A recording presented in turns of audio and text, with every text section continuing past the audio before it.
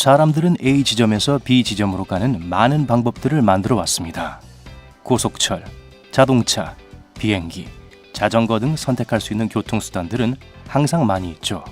하지만 장담하는데 물에 떠있는 터널을 통과해 본 적은 없을걸요? 그런 터널은 아직 만들어지지도 않았으니까요. 하지만 이런 최초의 터널이 곧 노르웨이에 등장할지도 모릅니다. 어떤 분들은 왜 노르웨이죠? 하실 거예요. 노르웨이는 놀라운 자연을 가진 나라이지만 여행하기에는 지형이 매우 험한 편입니다. 직접 확인해 보세요. 노르웨이 서쪽 해안은 1000개 이상의 피오르로 이루어져 있어서 길고 좁은 해안이 높은 절벽 사이를 굽이굽이 지납니다. 당연히 경치는 장관이지만 그런 해안을 따라 이동하는 게 얼마나 골칫거리인지도 상상이 되시죠? 흥미롭게도 약 530만 명의 사람들, 노르웨이 인구의 3분의 1이 이 지역에 살고 있습니다.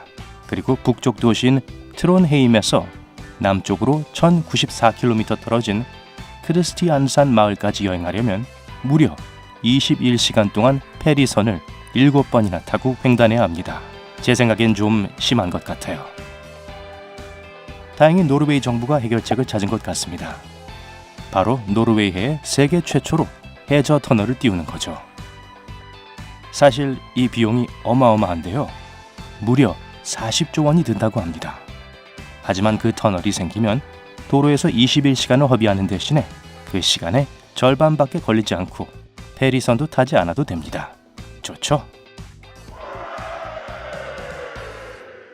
이 프로젝트에는 물에 뜨는 터널 건설뿐만이 아니라 피오르 위로 펼쳐질 다리와 해저에 뚫리는 터널도 포함될 예정입니다. 자, 이제 완성된 모습이 어떨지 알아봅시다. 이 미래 암석 터널은 세계에서 가장 길고 깊은 터널이 될 것으로 예상됩니다. 터널은 깊이 392m에 지어질 것이고 그 길이는 27km에 이를 것입니다. 이 프로젝트의 또 다른 부분은 현수교 건설인데요.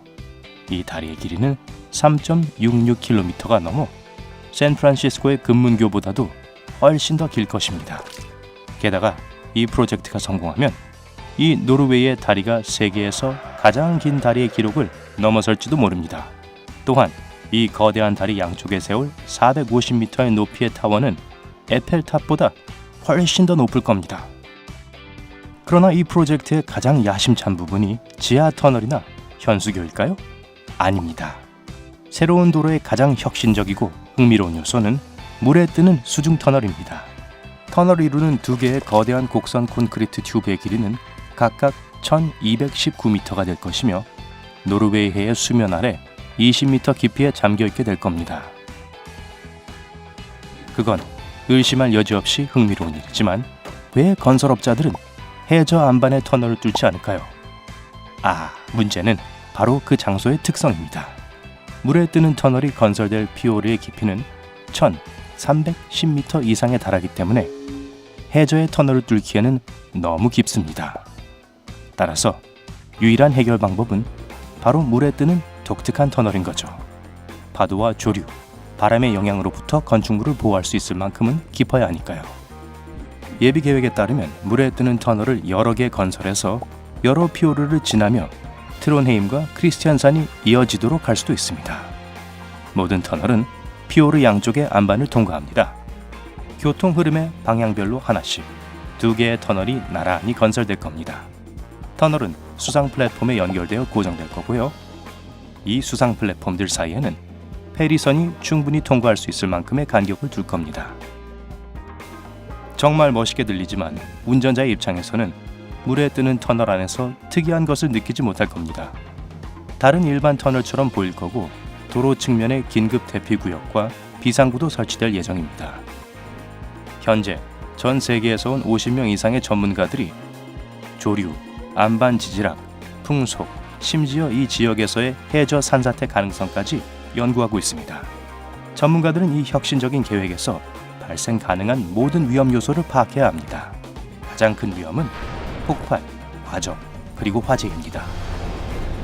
연구원들이 현재 실시하고 있는 실험은 터널이 여러 가지 위험한 상황에 어떻게 반응할 것인지, 그리고 피해를 최소화하기 위해 무엇을 할 수 있는지를 알아내는 데도 도움이 될 겁니다.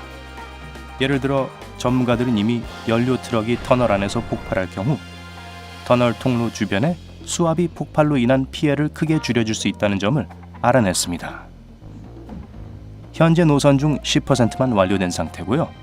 전체 프로젝트는 2025년까지 완료될 예정입니다. 어쨌든 우리는 여전히 그 놀라운 도로 건설이 끝날 때까지 몇 년을 더 기다려야 합니다. 하지만 지금도 이미 매우 놀라운 터널들이 존재합니다. 예를 들어 스위스의 고타드 베이스 터널을 볼까요? 2016년 완공된 이후 지금까지 세계에서 가장 긴 철도 터널입니다. 56km 길이의 이 터널은 스위스 알프스 산맥 아래 해수면으로부터 2,440m 깊이를 지나는 세계에서 가장 땅속 깊이 있는 교통터널이기도 합니다. 세계에서 가장 멋진 터널 중 하나인 스마트 터널은 쿠알라룸푸르에 위치해 있습니다. 터널의 이름은 강우관리 및 도로 터널의 약자인데요. 그저 임의로 조합된 단어들이 아닙니다. 9.7km 길이의 스마트 터널은 일반적인 도로 터널과 다릅니다. 열대성 비와 폭우가 지나간 뒤 터널이 완전히 물에 잠김으로써 모든 물을 제거하는 것을 돕습니다. 스마트 터널의 기능은 이렇습니다. 홍수가 나지 않을 때는 흔히 볼 수 있는 도로 터널입니다. 홍수가 나면 빗물이 더 낮은 수로로 향하게 되고 상층부는 교통에 사용됩니다. 홍수가 심할 경우 터널은 모든 교통에 사용할 수 없게 됩니다. 수밀문이 열리고 그 사이로 물이 흐릅니다. 흥미롭게도 노르웨이는 이미 세계에서 가장 긴 도로 터널인 레르달 터널을 보유하고 있습니다. 오슬로와 베르겐 사이에 있는 산들을 관통해서 이쪽에서 저쪽까지 훨씬 더 안전하고 빠르게 갈 수 있는 길이죠. 터널을 통과하는 데 소요되는 시간은 20분밖에 걸리지 않지만 그럼에도 불구하고 엔지니어들은 그 안에 파란색과 노란색으로 표시된 3개의 휴식 공간을 만들었습니다. 일본은 완전히 터널이라고는 할 수 없지만 나름대로의 독특한 터널을 가지고 있습니다. 길이 14.5km의 도쿄만 아쿠아 라인은 다리와 터널의 조합으로 가나가와현의 가와사키시와 지바현의 기사라지시를 연결합니다. 이 교량 터널은 운전자들이 목적지까지 가는 데 걸리는 시간을 90분에서 15분으로 줄였습니다. 이 정도면 눈에 띄는 차이네요. 콜로라도에 있는 아이젠하워 터널은 세계에서 가장 높은 터널 중 하나입니다. 해발 3,400m의 높이에 건설되어 있고 차량용 터널로는 미국에서 가장 높죠. 이 터널을 통과하는 데는 그리 오래 걸리지 않습니다. 길이가 겨우 2.7km에 불과하거든요. 지금까지 본 터널 중 가장 흥미진진한 터널은 어디였나요? 아래 댓글에서 알려주세요. 이 비디오에 좋아요를 주고 친구들과 공유하고 구독 버튼을 누른 것을 기억하세요.